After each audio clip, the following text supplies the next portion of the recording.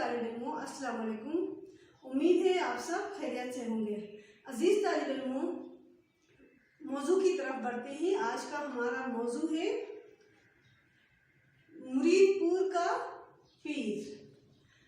مرید پور کا پیر، ان کے مصنف ہیں پطرس بخاری۔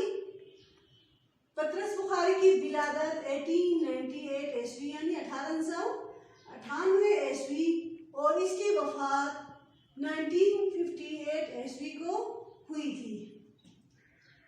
عزیز طالب علموں، مرید پور کا پیر کے مشقی سوالات حل کر رہے ہیں۔ سوال نمبر 1 ہے، لیڈر کے اپنے گاؤں مرید پور نہ جانے پر لوگ کیا تبصرہ کرتے تھے؟ عزیز طالب علموں، ان کا لیڈر جو تھا اپنے گاؤں نہ جانے کا کیا وجہ تھا، کیا تبصرہ کرتے تھے اس کا؟ تو اس کا جواب ہے، لیڈر کے اپنے گاؤں نہ جانے پر لوگ طرح طرح کے تبصرے کرتے تھے۔ کوئی کہتا تھا کہ وہاں اس پر ایک مقدمہ بن گیا تھا، اس کی وجہ سے روپوش ہے۔ کوئی کہتا تھا وہاں کہیں ملازم تھا، غبن کا الزام لگا، ہجرت کرتے ہی بنی۔ کوئی کہتا ہے والد اس کی بدعنوانیوں کی وجہ سے گھر میں گھسنے نہیں دیتا۔ اگلا سوال ہے، بھتیجے نے اپنے چچا کو کس طرح مرید پور کا قومی لیڈر قرار دلوایا؟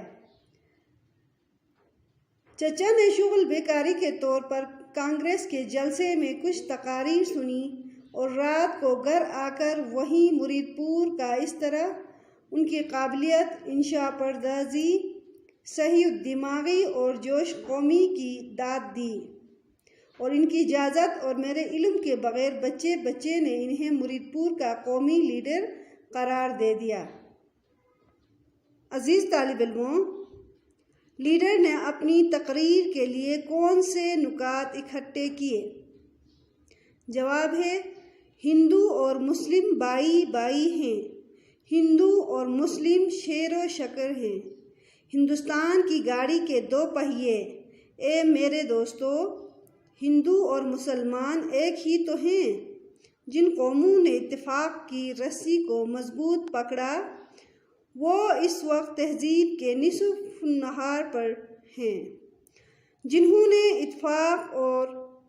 نے نفاق اور پھوٹ کی طرف رجوع کیا، تاریخ نے ان کی طرف اپنی آنکھیں بند کر لی ہیں۔ سنا ہے کہ 2 بیل رہتے تھے، ایک جا والا واقعہ۔ عزیز طالب علموں، مرید پور میں لیڈر کا استقبال کس طرح ہوا؟ جواب ہے، جب گاڑی مرید پور پہنچی تو اسٹیشن کے باہر کم از کم 3000 آدمیوں کا ہجوم تھا جو متواتر نعرے لگا رہے تھے۔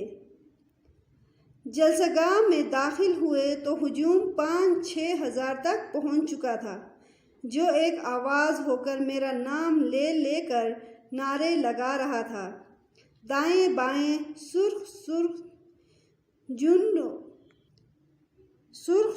جھنڈوں پر لیڈر کی تعریف میں چند کلمات بھی درج تھے۔ عزیز طالب علموں، اگلا سوال ہے، جلسے کے دوران لیڈر کے بدحواس ہونے کی کیا وجہ تھی؟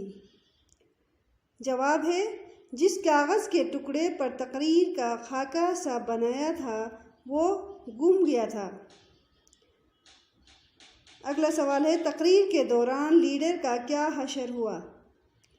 جواب ہے، لیڈر جب تقریر شروع کر رہا تھا اس کی سمجھ میں نہیں آ رہا تھا کہ وہ کیا کہے، اس پر وہ بدحواس ہو گیا اور آؤٹ پٹانگ باتیں شروع کیں، جس سے لوگوں پر ان کا بہت برا تاثر قائم ہوا اور انہوں نے ان پر آوازیں کسیں اور قہقہے لگائے، بلکہ بعض نے تو ان پر کاغذ اور خالی سگریٹ کے ڈبے پھینکنے کے ساتھ برا بھلا بھی کہا۔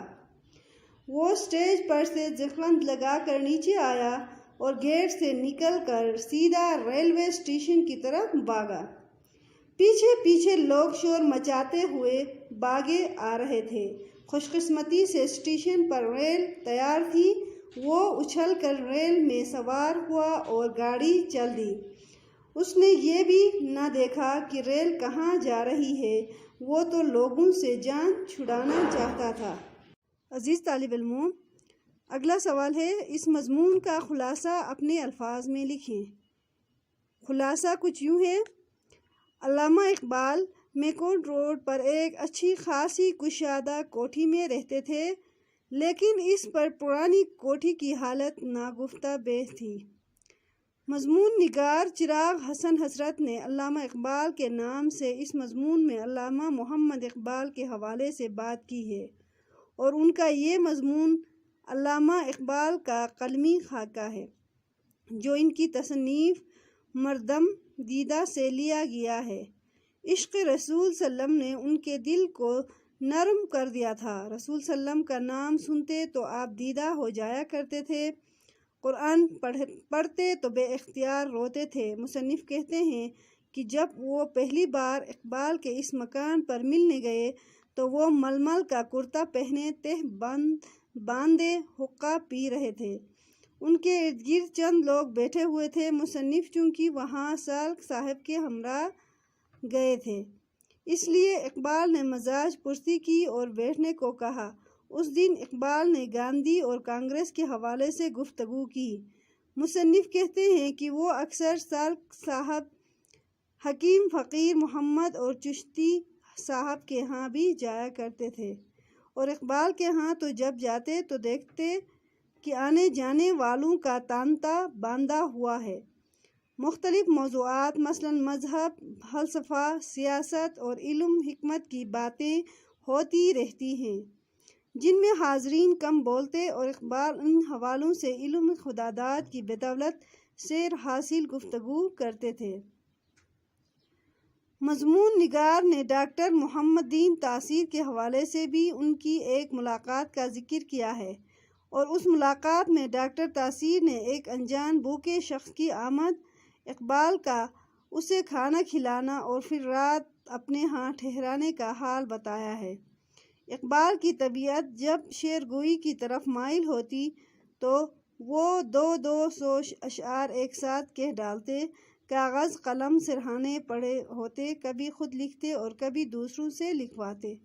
حضور صلی اللہ علیہ وسلم کا نام مبارک سنتے تو آنکھیں بھر آتی، اور قرآن مجید کی تلاوت کرنے وقت تو بے اختیار رونے لگتے۔ زندگی کے آخری ایام میں میو روڈ پر اپنی نئی کوٹھی منتقل ہو گئی۔ کچھ عرصے بعد شریک حیات کا انتقال ہوا۔ اب آپ کافی کمزور ہو گئے تھے۔ چند دن بیمار رہنے کے بعد بالآخر 21 اپریل 1938